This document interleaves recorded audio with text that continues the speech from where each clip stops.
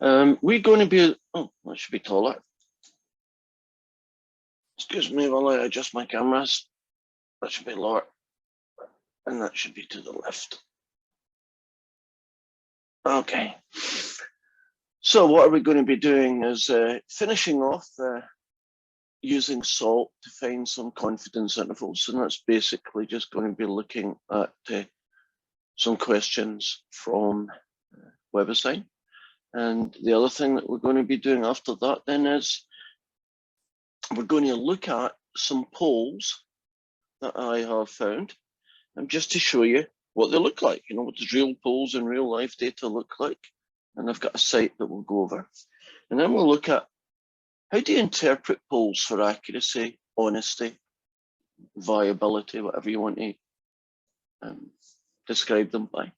And there are some things that you want to look out for when you find or if you see an example of a poll being used, whether or not you should pay a lot of attention to it or just shrug your shoulders and say, nah, not worth watching. And then after that, we'll start a new topic where we're looking at confidence intervals for means rather than for proportions. So let me just get my show on the road. And there we go. Okay.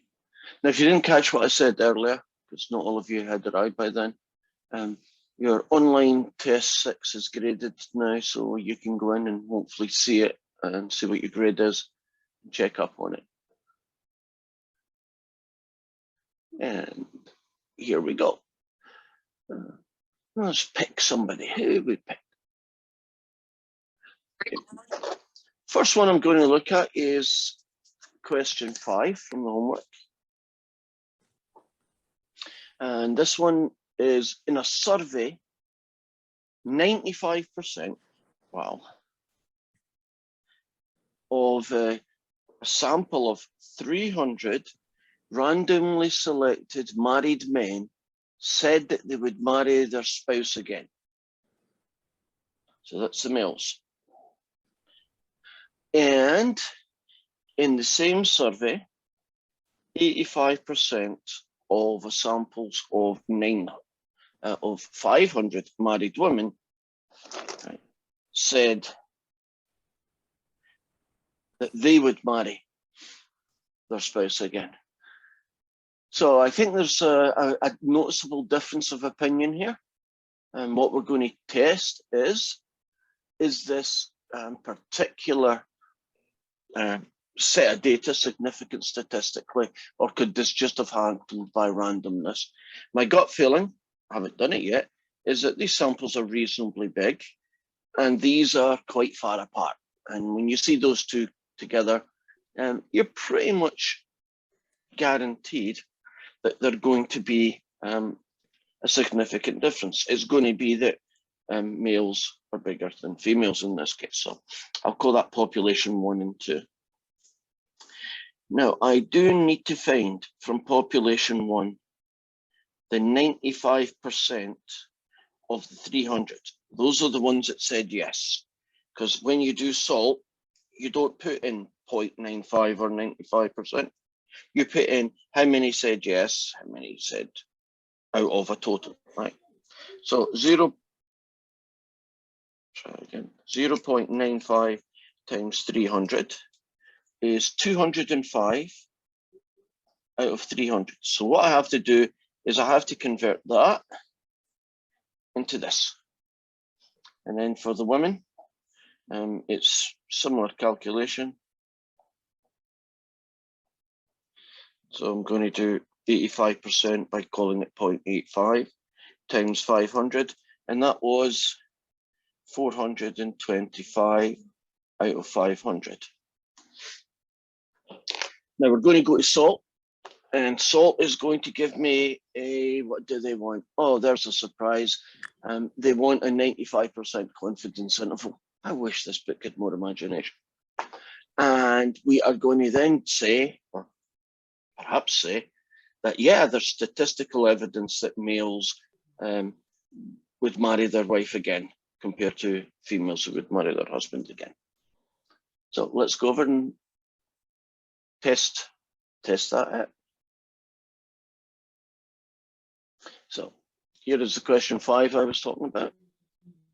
Click on the use salt button. It's already in the right place to sample proportion. Sample 1 was the men, and we now know that's 205 out of 300. Sample 2 was the women, and we know that's 425 out of 500. And we go down here and we click on confidence interval and generate results. And the most important one that we're really interested here is the confidence interval.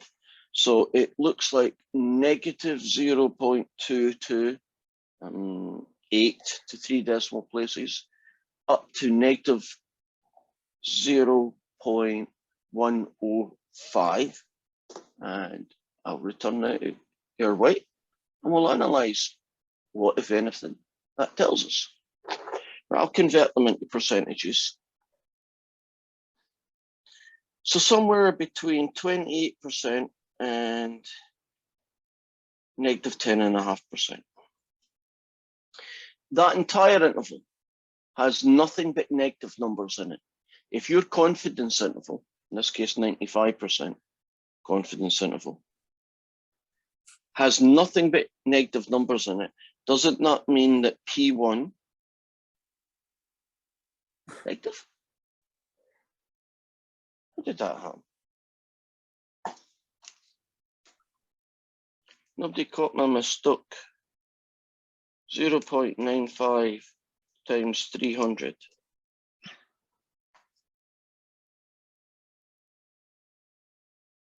It's 285. Must have misread it. Right. You don't need to do it. I'm just going to recheck it. Generate results, that's better.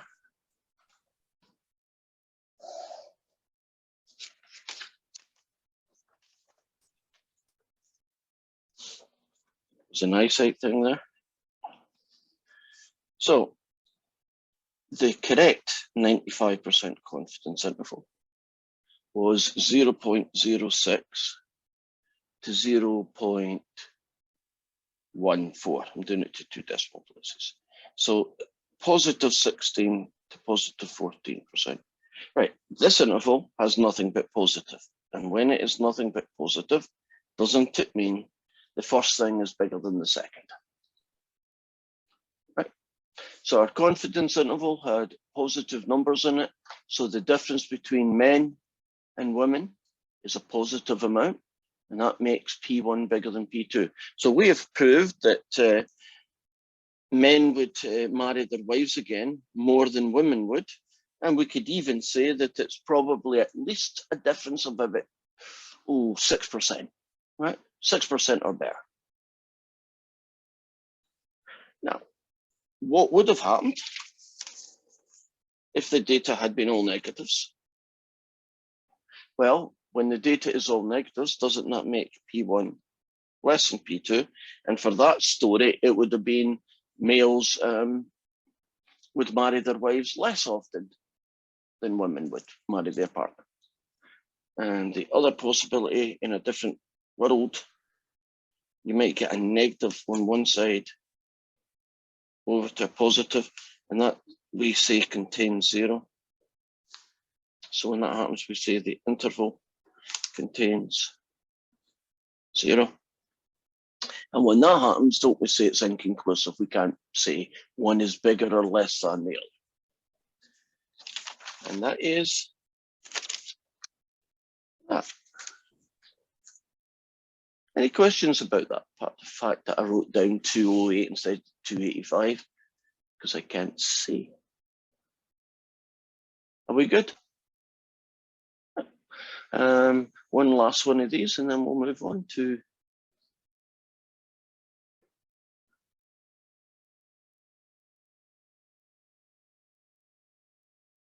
okay. This time I'm going to use the data is going to be given to you in a slightly different form. Here it is here, question 4. I make that a little bit bigger, that would be helpful. No, normally I can make things bigger. Oh well. In a certain survey, a question asks whether a respondent, the person they asked, favours or opposes capital punishment, the death penalty. That's that one again. For a person convicted of murder. The output from this exercise compares proportions who said they were opposed to it in the year 2000 compared to those that were asked in 1939. This thing they're calling X are the people who said yes. Now let's check it. Is it favours or opposes? It can't be both. There it is. It's opposed. Okay. So in the year 2000, 791 out of that number were opposed to it, which is about 31%. In the past, it was 26. So it does look, doesn't it, that the percentages have changed, right? More people are against capital punishment than was in the past. And we are going to use SALT to find the standard error, so we don't need to do it by hand. And we're going to use SALT to get a 90% confidence interval. So I need to write down some numbers here. P1 is going to be 791 out of 2,485. And P2 is 337 out of 1488. Okay, that's all. Bring it over here. Click on two sample proportions. Number of successes. Well, for the year 2000, it was 791 out of 2,485. And then the second one was 1999, I think it was the year, 337, 1488. I believe they want, let's double check it. Yeah, they'll want a 90% confidence interval. So at least it's not 95. And then I'll generate the results. There's the standard error that they were asking for. See the number? And there's a lower limit, and there's your upper limit. Lower limit, upper limit. So based on that interval, would you agree that there is more people are against capital punishment than there was in the past? And the reason I can say that is that this interval contains nothing but positive numbers. And we could even say that the change has been by about at least 6%.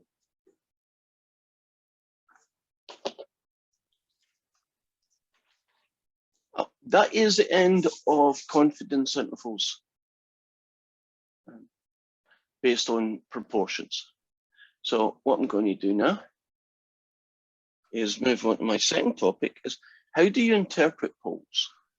Because if you end up having to look at information, there may be, a good chance that there will be, situations where that information is in the form of some survey, some poll that's been conducted by a different organization. Right. So here we go. First thing, if you are the person who's actually collecting the data and you do it totally honestly and you do it with no preconceived, I want to prove something, because that's one of the most dangerous motivations you can ever do in science.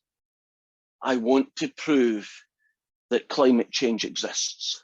I want to prove that climate change doesn't exist. I want to prove that this theory that I'm working on actually works.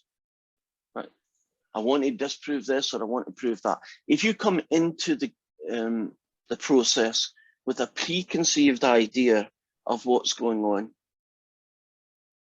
there is a possibility, at least, or a danger, that you will not do a good job at collecting unbiased data.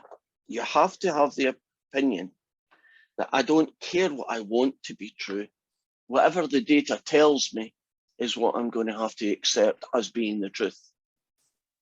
Here we have a whole, at least I hope, can you see this data here? I know it's boring stuff on politics, but can you see it? This is a selection of polls that were conducted, and basically the question was being asked in various forms, but essentially the same question. Are you going to be, would you vote Democrat or Republican? Now, it could be for the Bremerton mayor's election. It could be for any election. And first thing that kind of strikes me here, if you look at this data, and it's been conducted just basically, well, forget the bottom one, although it works. It's been done in February. Now, you see this guy over here? That's the sample size. Do you see this 2 letters next to it? It's called RV. It stands for registered voters.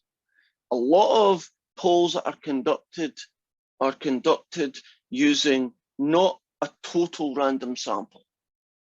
And the reason, the argument they give against that is, if you just randomly pick 1,000 people, some of those people never vote.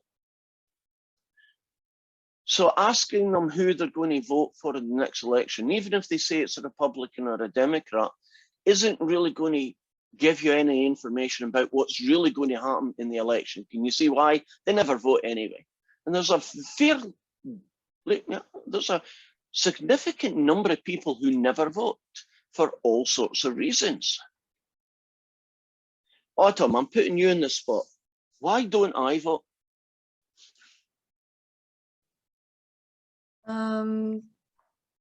For in like America? Yes. You're not an American citizen. Correct. So asking me my opinion would be totally useless, wouldn't it? I'm not a registered voter. I cannot vote. Other people don't vote because they don't want to encourage the buggers. Some people don't vote because they're lazy. Some don't vote because the choices that they've got aren't ones that they'd like to pick, right? When I look at this data, it's all over the place, in my opinion. In 1 month, right? This is just February, right? Up to, right, halfway through February, right? Very roughly. The Democrat vote, people who would vote Democrat, is 42, 43, 41. Would you agree that's pretty close? What is it? Why is that going to vary? Every time you took a sample, isn't there going to be a little bit of variation? Agreed? You know, and 2 or 3% is exactly what I would have expected. When I look at the Republican vote, well, by the way, this site is a site that only does one job. It collects other people's polls. And it was 37%, and it was 45%, and it was 54%. Now, when you add these two together, you never get 100%. Like this one, for instance, is 96%. And this one up here is what, 77%. You notice that? So what is made up with the difference? So in this poll done by the company YouGov, sample size was 1231. 37% said they were going to vote Republican. 42% said they were going to vote Democrat. I add those together and I see 79%. I'm worried about this poll. Well, if 79% picked one of the other, what did the other 21% do? What do you think the other 21% said? Because they never get included. Any ideas? Independent. Right, they could be, yeah, they could be independent voters. They could be other parties. It's quite a large percentage, isn't it? I don't think that covers all of it. That's why I'm suspicious about that particular poll.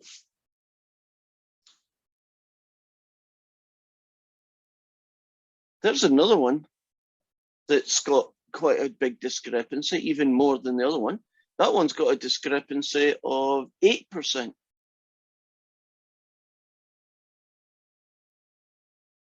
You see that? So when you're looking at data, you might think to yourself, why are all these different companies coming up with different results? Well, one of the ways in which things don't come out honestly is the people who conduct polls, as much as I'd love them to be unbiased, actually get paid by people to do it. They don't do it out of charity. And would it surprise you to know that if the Republican Party went to one of these companies and said, conduct a poll for me, that you might get results that favor them? And if a Democrat Party did the same, you would get that. So you may say, well, did they cheat? Not really. I'll give you an example. Suppose I did 5 polls and I asked you who you're going to vote for, right? I did 5 different polls, right? 1 each day for a week, right? 5 of them. I paid for those polls. I could decide which ones to publish and which ones not. Wouldn't I publish the one that was good news to me and not publish the 4 I didn't like? I don't know who paid for this poll. I suspect it was a Democrat Party. I don't know who paid for that poll. But it wouldn't surprise me if it was the Republican Party. So who paid for the poll is the first thing you look for. So if the carrot maker, the Carrot Farmers of America Association paid for a poll on do you like carrots, would you be surprised to find out that an awful lot of people liked carrots? You see the kind of the motivation behind it. If you do it enough, right, and you make your samples quite small, you can make anything happen. Other way of getting people to do your thing. This one's called registered voters. This one's called likely voters. I'm not sure what A means. I'd have to guess on that one. Oh, A, here it is, down here. All adults. And when you look at the code here, likely voters and registered voters, how does that make a difference? You can ask people who could vote, right? You're a registered voter. You could ask only likely voters. Now, the way that works is a bit sneaky and it's not very honest, in my opinion. You ask a person, are you likely to vote in the next election? And if they said yes, you then go and ask them which political party. And if they said no, you don't ask them. So that's a likely voter. And you can ask it in different ways. You can ask them, for instance, did you vote last election? And if they said yes, they are now a likely voter, and you ask them. If they said, no, I didn't bother last time, thank you for your time, I'll move on to the next person. Right. Now, why is that fraught with danger? If you have a political opinion that you feel uncomfortable about sharing, can you imagine that you might not answer these people honestly? Now, if you look at the 2 political parties, I'll try and take it to extremes.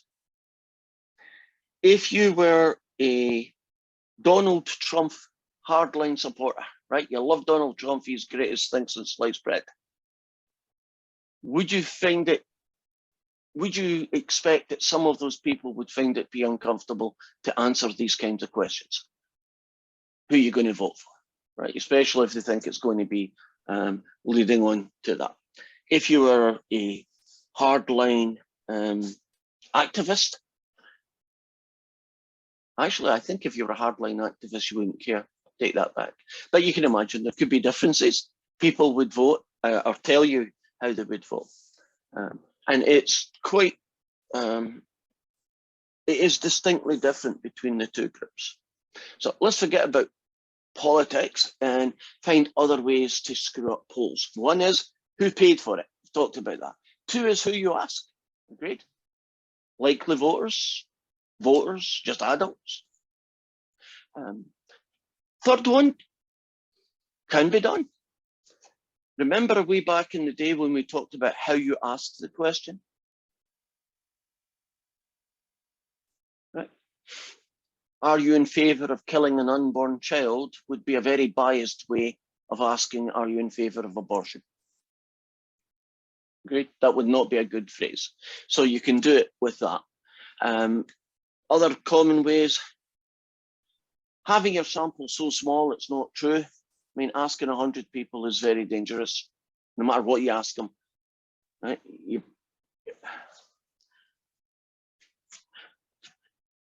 probably going to become the cropper at least a few times. And this thing just came into me. My wife told me a joke yesterday. This person was driving along the I-5 and they picked up a hitchhiker, and they're in this front and they're driving along, and the hitchhiker turns around to the driver and said, I'm glad you picked me up. He says, are you not scared that I'm a serial murderer? And the driver says, oh, no, I'm not frightened of that. The chances of 2 serial murders in the same car are very small.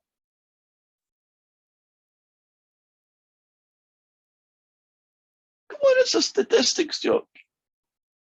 I've heard that one. Oh, God. I am dying of death here. All right. Going to try this one. You need to see this. So I'm going back. I'm going to win one time. You ready? This is a visual joke. What's that? You meant to say, I don't know. What is that? I don't know. It's a dead one of those. You haven't heard that one before, right? That is a dead one of those. Oh, come on. Give me a break here. Oh, it's that bad, it's good, right? I get it. You get it. Okay. It reminds me of my dad's joke. Well, your dad's got good humor. Okay. Well, that one's flogged a dead horse. It's over. I've given up with jokes for today. You're just a tough audience. So what we're going to look at now is a new topic, and that is how to find confidence intervals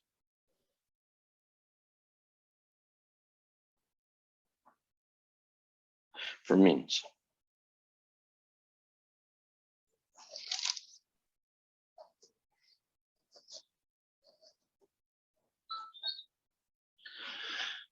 Well, these guys are a lot more complicated to do by hand.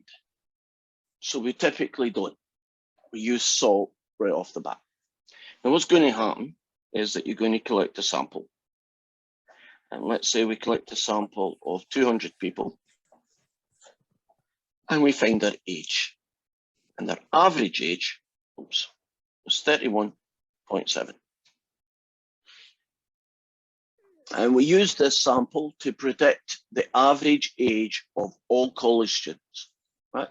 So Olympic College, I wonder how old our students are. So we went and got a nice, good, simple random sample of 200 students, and we found that 31.7 of them that was the average age. Now, if you collected lots and lots and lots of those samples, you get a sampling distribution. And right in the middle would be mu. Remember, mu is the population mean. So that would be the real answer. This is just one sample from that. We would hope that it would be like here or maybe here, that it would be close to it. There is a chance that actually we got a pretty random sample that was at the extremes. So we would calculate a confidence interval, and we could do a 90, we could do a 95, or we could do a 99. Now, if the data, right, if all the data, right, if you, this is all the ages of the people, if that was normal as well, so if the population looked like this, then a 90, a 95, and 99 would have the following formula. It would be X bar plus or minus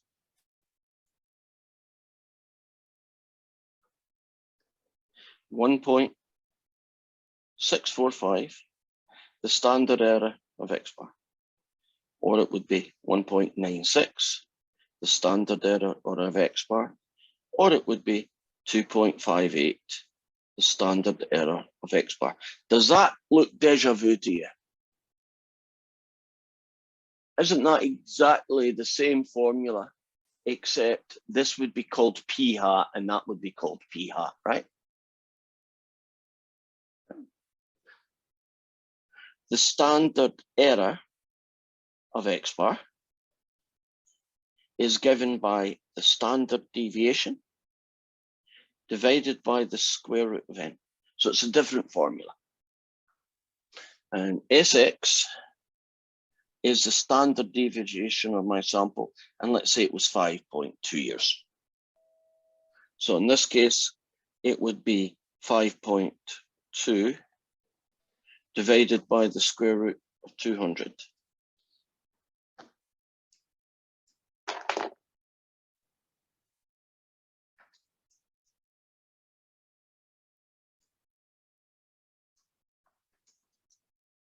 And the answer is about 0.37. Let's pick a 90% to show you what it would look like.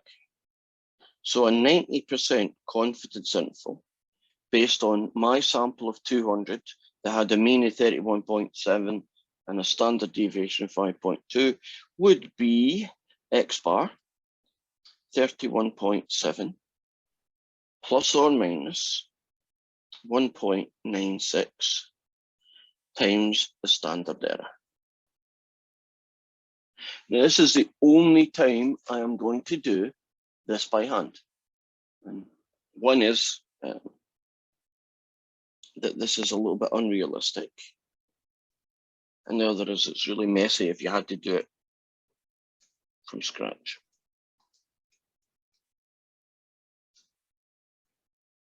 And I'll call that plus or minus 0.7. What name do we give to this guy? I keep asking that question, but it's one of those phrases you've got to be good at remembering. What do you call this plus or minus 0.7? 3 words. I've asked this question a few times now. Margin of error. That's our guy, our margin of error.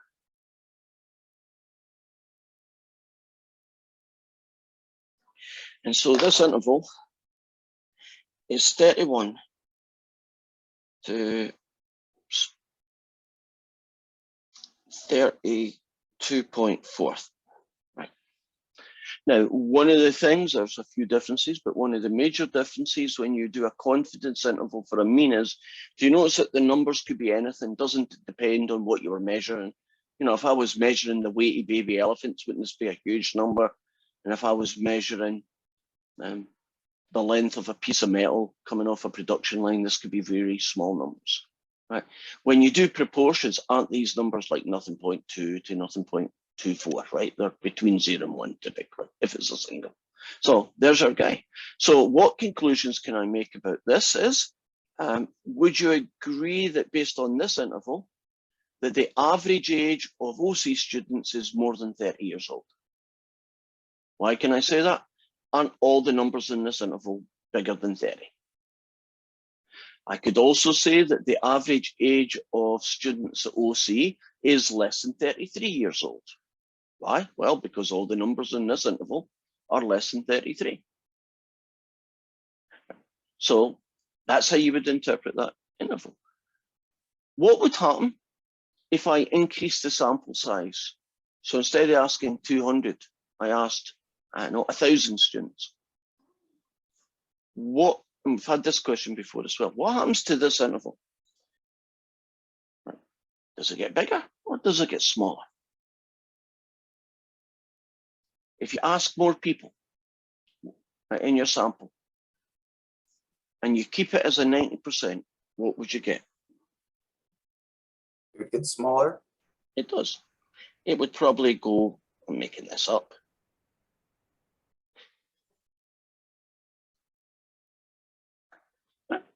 It would shrink. Now, I said that this is too messy, and it is, because it makes one really big assumption. Everything I've done here only works because the population that the data came from was normally distributed, or at least roughly normally distributed. Can you imagine that's a pretty big hurdle, especially if you don't know what the population looks like? Couldn't the population of OC students be skewed to the right? Because we do have, I've taught them, we do have 70-year-old students at OC, right? People who just go to college, for the fun, they want to learn stuff, right? I don't think we have many 5-year-olds. Would you agree it's more likely to be skewed to the right? Now, if the data, the population, came from skewed to the right, these calculations don't mean a darn thing, because the real answer isn't guaranteed to be any particular shape. And that is a very big handle. I guess occasionally, just now and again, you can be pretty sure that you know that that's true, in which case this numerical technique will work, right? But if you make the assumption that it is true and it's not, your conclusion has a great chance of being totally wrong. In other words, the real answer could be a way over here, but you won't know because you've made assumptions that weren't true. So how do we get around the problem of I still want a confidence interval, but the data could be anything, right? So imagine we got data that was skewed really badly, or we got data that had 2 bumps in it, right? Just data, right? These are populations I'm talking about. Is there a way we can still find confidence intervals? And the answer is yes, there is. A very clever guy, which I wish I could remember his name, created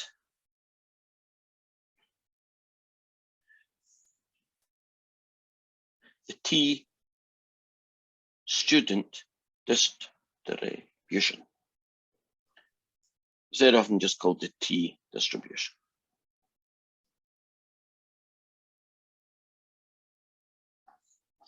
And he figured out a way of dealing with the situation that the population wasn't symmetric, right? It wasn't normal, it was weird in some way, right?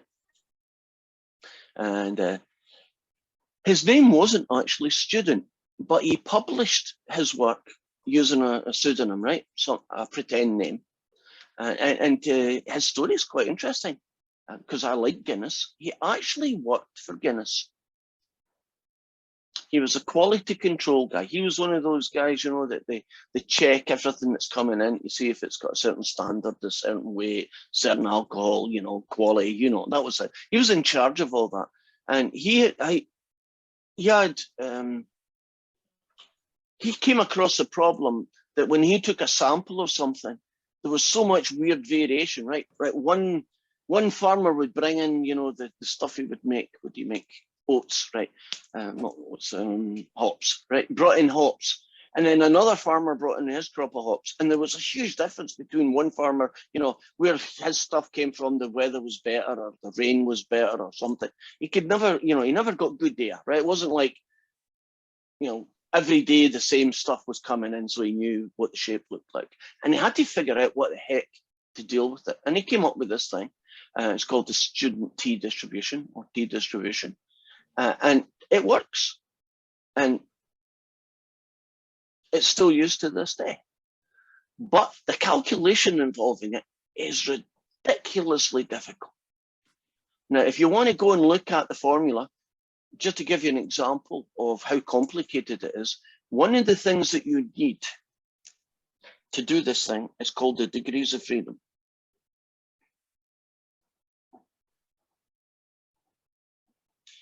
And the degrees of freedom is the sample size take away 1.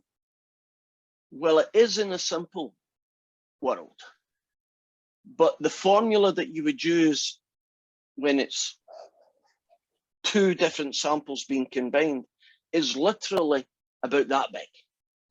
It's got like 4 different variables with square roots and cube roots and all sorts of weird stuff in it. Nobody in your right mind would do that by hand.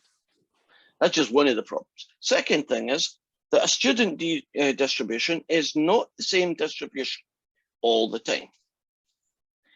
In fact, it's a family of distributions. So if your degrees of freedom was, say, 20, your distribution ends up looking like that. So you figured out a way of taking bad data and normalizing it, right? Like standard z-scores, right? That kind of thing. But if your degrees of freedom were 20, instead of 20, let's say your degrees of freedom were 15, the distribution would look like that. And if your degrees of freedom was, say, 100, your distribution would look like that. Oh, and they're all centered at 0. So can you imagine if you had to do it by hand? First, you'd have to find a horrible way of getting degrees of freedom, which is not easy. Then you would have to figure out which one of the many different distributions it was. And then you'd have to find a 90 or 95 confidence interval. So now I'm going to show you the cool stuff. Dead easy, because it's all done by software. So I did a sample, and there were 500 people in it. And I found that the average weight was 131, and it was kilograms. And I was measuring, I don't know, I was measuring gorillas, right? So I measured 500 gorillas, and this was their average. I wonder what a 90% confidence interval based on this data would be.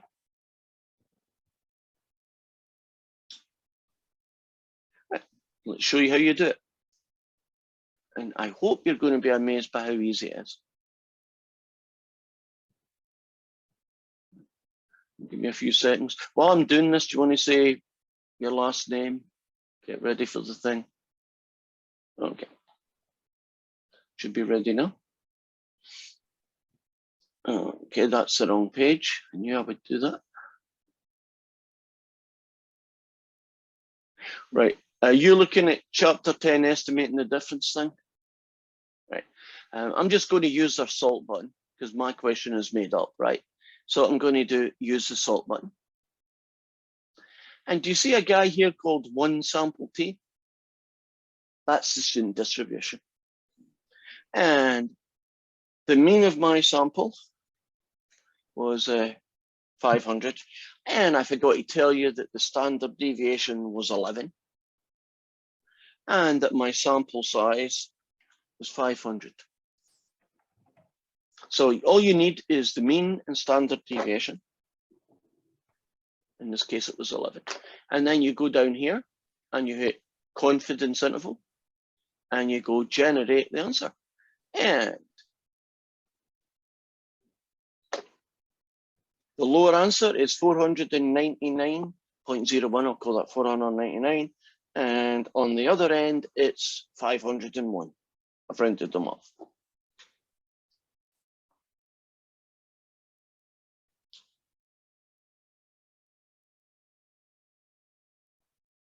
You see how easy that was? You just put in the numbers. And what would I do? Well, looking at that data, would you agree that the average weight of gorillas is somewhere between 499 and 501. At least I'm 90% confident it is, right? There's a 10% chance it's outside. Couldn't I also say that I'm pretty sure that gorilla's weight, average gorilla weight, is more than 498, but it's less than 502?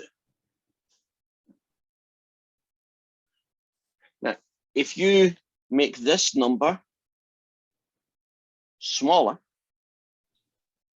and assume that this stays put, right, just for argument's sake.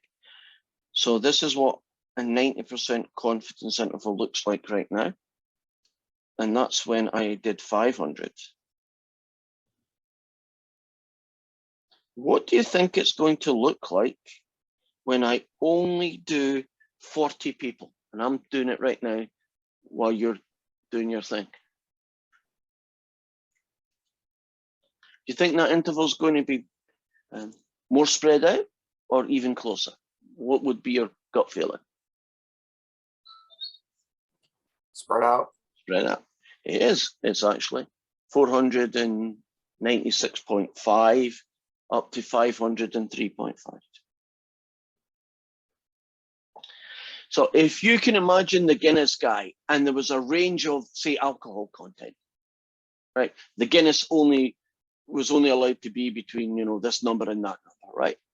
What he would do is he'd take a sample, you know, 5, 10, 20 samples of Guinness out of the batch, right? Calculate the range. And if this was inside the range that was okay, right? So let's pretend a different world, but pretend this is some kind of content that you're looking for. It's okay to be in the range 490 to 510. If his confidence interval is safely inside that, wouldn't he then be able to say, yep, that Guinness is good to go? Right.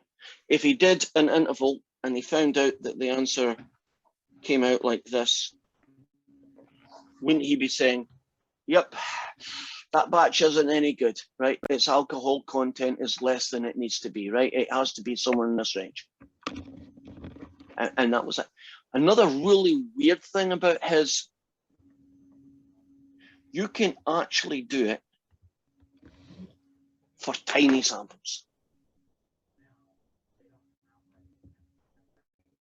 The interval is so big, it's probably useless, right?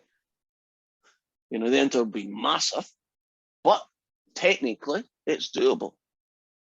So I'm plugging this thing in, I'm putting in 5, I'm generating the results. Yeah, actually, not a bad result. 486 to 513 in this case. And that's us for today. We learned some cool stuff, didn't we? Right. So if you ever want to find out how good Guinness is, take 4 bottles. That's probably the most you would want to drink at any one time.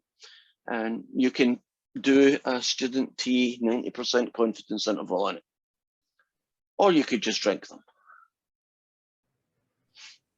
Unless you're underage, in which case do not do what I just said. Okay, bye-bye guys. I'll hang about for any questions. Maybe we should learn some joke appreciation tomorrow. I missed the beginning of that. Sorry, what did you say? Maybe we should learn some joke appreciation tomorrow. Oh yeah, you lot had better start working on this. The only person that I can guarantee likes my joke is Mark, right? Ian says, oh, I've heard that one before. And David just doesn't say anything. So, you know, I mean, I got a tough audience. Bye-bye, Ian. I'll see you tomorrow.